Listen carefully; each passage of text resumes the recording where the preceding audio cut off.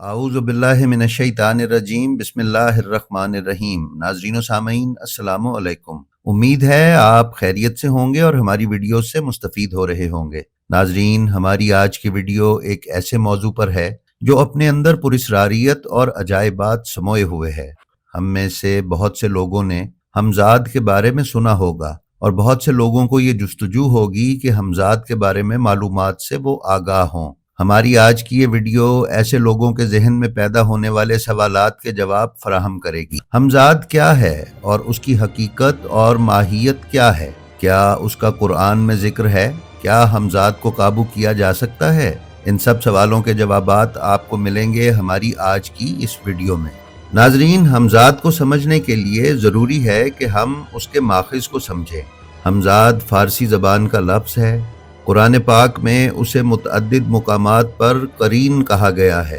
अल्लामा काशबरनी मरहूम ने जो अमलियात की दुनिया के एक मारूफ और जाने पहचाने नाम थे, हमज़ाद के बारे में कुछ इस तरह इजहार ख्याल फरमाया है कि हमज़ाद के लुग़वी मानी साथ पैदा होने वाले के हैं। हर जी रूह के दो जिस्म होते हैं, एक मरई और दूसरा गैर मरई, एक कसीफ और दूसरा लतीफ़, एक मादी और दूसरा रूहानी। मादी वो जिस्म है जिसे हम ज़ाहिरी आंखों से देख सकते हैं, मगर रूहानी जिस्म को रूहानी या अंदरूनी आंखों के अलावा नहीं देखा जा सकता। अगरचे रूहानी जिस्म की पैदाइश मादी जिस्म के साथ ही होती है, मगर मादी जिस्म के फना हो जाने पर भी रूहानी जिस्म जिंदा रहता है।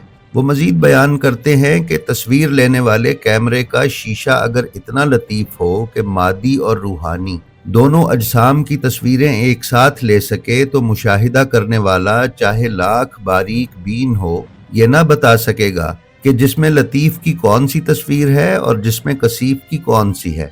उसे यही मालूम होगा कि एक शख्स की दो तस्वीरें एक ही वक्त में ली गई हैं। अल-मुख्तसिर जो अपना हम शक्ल होगा वही हमज़ाद है, या यूं समझ लीजिए कि जिसमें लतीफ़ का दूसरा नाम हमज़ाद है। इल्म अमलियात की रूह से इंसान की रूह के चार हिस्से हैं।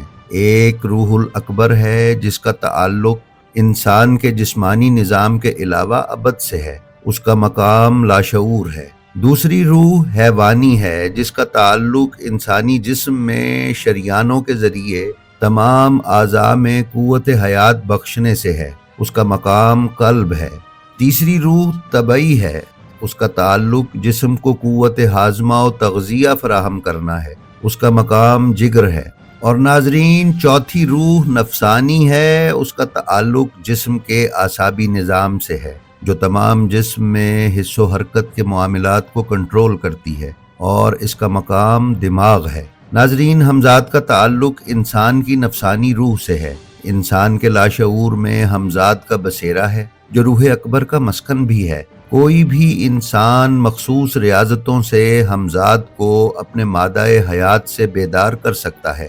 आमिलीन का कहना है कि कड़ी रियाजत और मेहनत से इंसान अपने अंदर इतनी कुव्वत पैदा कर सकता है कि मादाए हयात अपने खजाने से निकलकर दिमाग की जानिब सफ़र शुरू कर दे, और जिस दिन इंसान अपने मादाए हयात को दिमाग तक पहुँचा लेता है उसी दिन वो हमज़ाद को बेदार कर लेता है। उसके बाद अगला मरहला शुरू हो जाता है। उस मरहले में इंसान अपनी नज़र की कुव्वत यानी अपनी बसरी कुव्वत से अपने हमज़ाद को दिमाग से बाहर निकालता है। फिर तसव्वुर की मश्क से रोशनी के खाली हाले में अपने तसव्वुर से इतनी कुव्वत पैदा करता है कि उसे अपने इर्द गिर्द हमज़ाद महसूस होना शुरू हो जाता है। फिर जब इंसान खुद को यकसू कर लेता है तो हमज़ाद मुकम्मल तौर पर उसे नज़र आना शुरू हो जाता है। फिर आखिरी मरहला तस्खीर हमज़ाद का है। मखसूस अमलियात के ज़रिए हमज़ाद आमिल से बात करने पर मजबूर हो जाता है और उसके अहकामात के ताबे हो जाता है। नाजरीन, ये तसव्वुर हमने आपको इल्म अमलियात की रूह से पेश किए हैं। आइए अब ज़रा दीनी किताबों पर भी नज़र डालते हैं और देखते हैं कि इस सिलसिले में क्या कुछ बयान फरमाया गया है।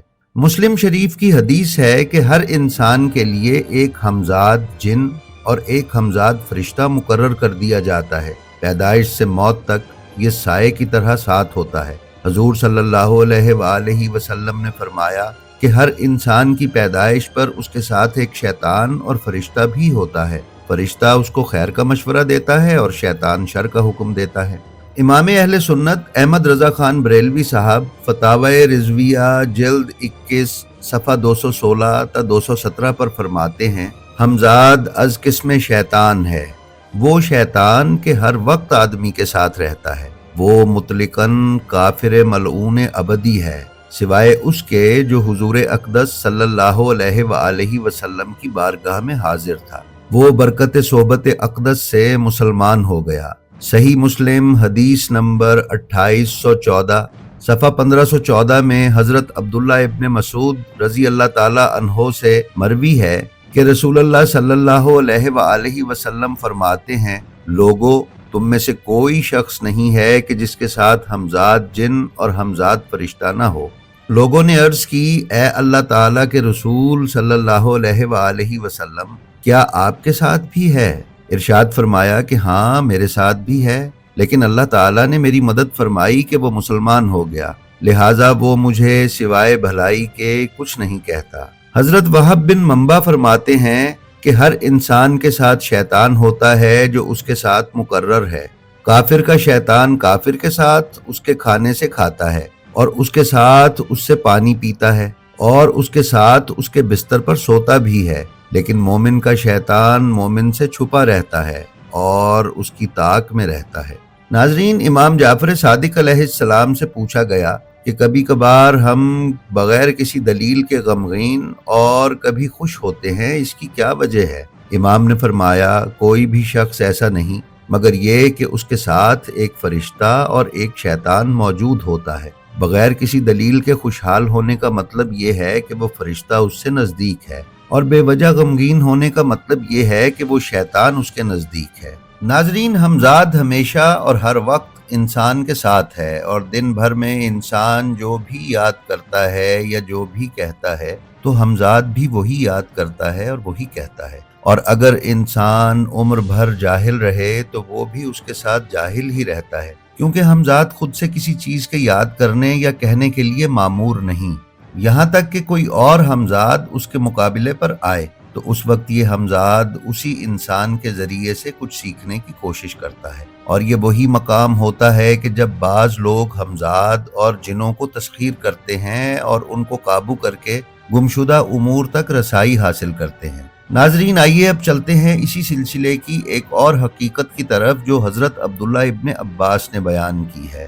کتاب بحار الانوار جلد 58 انوار النعمانیہ اور فتوحات مکیہ از محی الدین ابن عربی میں حضرت عبداللہ ابن عباس سے روایت بیان کی گئی ہے کہ یہ خانہ کعبہ 14 عبادت خانوں میں سے ایک ہے، اور 7 زمینوں میں سے ہر زمین میں ہماری طرح کی مخلوقات موجود ہیں، حتیٰ کہ جس طرح میں ابن عباس یہاں ہوں اسی طرح وہاں میری طرح ایک ابن عباس اور بھی موجود ہے۔ اسی طرح اللہ رب العزت نے قرآن پاک میں سورہ طلاق کی آیت نمبر 12 میں ارشاد فرمایا ہے، اللہ ہے جس نے 7 آسمان بنائے اور انہی کے برابر زمینیں، حکم ان کے درمیان اترتا ہے تاکہ تم جان لو کہ اللہ سب کچھ کر سکتا ہے اور اللہ کا علم ہر چیز پر محیط ہے۔ ناظرین، اس آیت کی تفسیر کے ضمن میں تفسیر در منصور میں حضرت عبداللہ ابن عباس کے حوالے سے ہی بیان کیا گیا ہے کہ زمینیں 7 ہیں،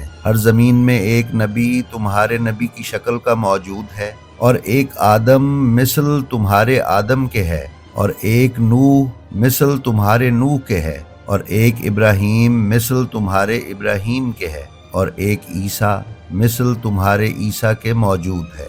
ناظرین، مولانا مشتاق حسین شاہدی نے اپنی کتاب مفکرین اسلام کے سائنسی نظریات میں حضرت عبداللہ ابن عباس سے یہ روایت نقل کی ہے، جس میں حضرت عبداللہ ابن عباس نے اس صورتحال کو مزید واضح کر دیا ہے۔